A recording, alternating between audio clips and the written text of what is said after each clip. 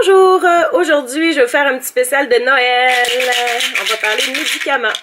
Alors, la raison pour laquelle j'ai décidé de parler de médicaments, c'est parce que, bien sûr, en tant qu'infirmière, on donne beaucoup de médicaments, donc peu importe ce que le médecin a prescrit, c'est l'infirmière au bout de la ligne qui donne la médication.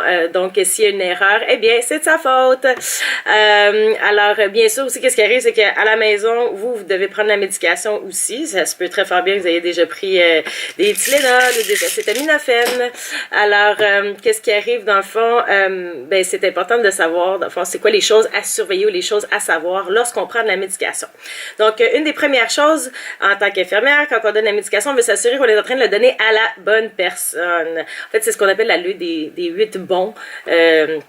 Première affaire, bonne personne, s'assurer qu'on a le bon bracelet qui va identifier la bonne personne. Alors, même chose, quand vous avez des médicaments, si c'est à Noël et que quelqu'un commence, ma tante, votre mononcle décide de venir vous donner de la médication parce que vous êtes stressé ou fatigué, eh bien, peut-être qu'il faut considérer que peut-être ce médicament ne vous était pas prescrit. Alors, première chose, la bonne personne. Ensuite, il faut s'assurer qu'on a le bon médicament. Alors, bien sûr, les médicaments vont avoir différents effets. Certains médicaments, on utilise pour les effets secondaires. Faut aussi faire attention lorsqu'on prend plus d'un médicament, puisqu'il peut y avoir des interactions. Aussi, quand on boit de l'alcool avec des médicaments, ça aussi, il peut y avoir une interaction. Certains médicaments, il faut prendre avec de la nourriture. Certains médicaments, on peut pas prendre avec le pamplemousse. Bref, toujours vérifier les interactions par rapport à votre médication. Ensuite, il y a toujours des différentes voies qu'on peut prendre un médicament. Donc, s'assurer qu'on a la bonne voie d'administration. Des fois, il faut être sublingual, donc sur la langue. Donc, il faut laisser fondre le médicament sur la langue. D'autres fois, il faut prendre, par exemple, intramusculaire, intraveineux. Ça va être plus l'infirmière qui va s'en occuper. Mais, qu'est-ce qui est important surtout, c'est qu'il y a certains médicaments qu'on n'est pas censé couper. Donc, certains médicaments ont une enveloppe qui protège pour que ça soit digéré plus loin dans le système. Donc, s'assurer que votre médicament, vous pouvez bien le séparer ou non. Donc, le troisième était donc la bonne voie d'administration. Bien sûr, il y a d'autres médicaments qu'on est supposé prendre, par exemple, sur la peau, ce qu'on appelle topique, donc des crèmes, par exemple. Ensuite, qu'est-ce qu'on veut s'assurer, c'est qu'on prend le médicament au bon moment.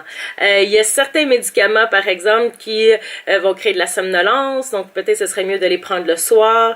D'autres médicaments qu'il faut les prendre quand on atteint un certain seuil de douleur. Il faut pas non plus, tu sais, une des lois qu'on dit souvent, c'est pas attendre trop longtemps, donc quand on a mal, pour prendre la médication. Donc ça, c'est quelque chose à discuter avec votre médecin ou de votre infirmière, mais de façon générale, pour dire qu'à partir de 4, 6 sur 10, dépendant c'est quoi la douleur, la progression de la douleur, ça vaut la peine de prendre quelque chose pour soulager la douleur tout de suite, puisque le stress qu'il va créer par la douleur va juste empirer le cas et des fois rendre tout simplement rendre impossible de gérer la douleur. Alors ça, c'est très important. Aussi, qu'est-ce qu'on peut savoir, c'est le bon dosage, s'assurer qu'on prend le bon dosage de médicaments. Des fois, des médicaments sont très, très, très petits, mais peuvent être très, très, très, très forts. Je pense, entre autres, à la crise de fentanyl qu'on est en train de vivre présentement au Canada. En fait, présentement. Ça fait longtemps qu'elle est là. Mais entre autres, pourquoi il y a tant de gens qui peuvent mourir sur la fentanyl? Eh bien, c'est parce que c'est quand même 50 fois plus fort que l'héroïne et 100 fois plus fort que la morphine. Donc, on s'entend que déjà, quand on prend un petit dosage, puis il faut en prendre un très, très, très, très petit dosage, ça pourrait être dangereux. Donc, par rapport à la posologie, respecter la posologie. J'aime donner l'exemple, par exemple, quand on boit un café ou on met du sucre dans de l'eau, qu'est-ce qui va arriver? C'est qu'à un moment donné, le sucre va commencer à s'accumuler dans le fond. C'est comme un peu votre corps, si vous en prenez trop, ça fera pas plus d'effet. Donc, une autre chose à prendre en considération, le bon dosage.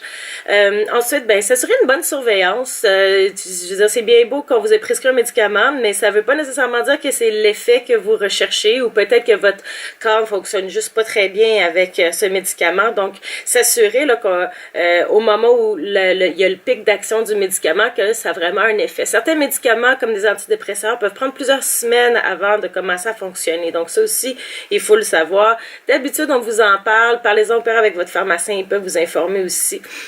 Mais s'assurer qu'on surveille, qu'on a vraiment le bon effet. Donc, donc, il y a plusieurs sortes de médicaments, des fois, qui peuvent vous donner le même effet. Donc, s'assurer la bonne surveillance. S'assurer aussi, bien sûr, surtout quand on prend des nouveaux médicaments, des fois, on peut avoir des allergies ou des intolérances. Donc, ça aussi, c'est à prendre à considération. Toujours, quand on mélange les médicaments aussi, on ne sait jamais. Ensuite, en tant qu'infirmière, on appelle ce qu'on appelle la bonne documentation, donc de le marquer, s'assurer que ça soit écrit quelque part. C'est pour ça que je conseille vraiment fortement les dispiles ou bien les petits kits là, que vous pouvez avoir là, pour vous assurer que vous avez bien pris votre médicament, donc au bon moment. Une autre chose aussi que des fois on oublie, c'est la date d'expiration. Donc, s'assurer que le médicament n'est pas expiré. C'est clair qu'une fois qu'il est expiré, il va commencer à perdre un petit peu sa force. Alors, ça, il faut le prendre en considération aussi. Donc, il y a plein d'autres choses par rapport aux médicaments. Mais de façon générale, c'est ce qu'on appelle les 8 bons. C'est des informations de base. Je vous conseille fortement de surveiller vous-même si ces médicaments fonctionnent. Parce qu'au bout de la ligne, c'est vous qui prenez la médication. Donc, c'est vous qui allez voir si l'effet fonctionne pour vous et si vous prenez la bonne médication. Donc, vous êtes un petit peu votre propre médecin. Sur ce, joyeux Noël! Bonne année!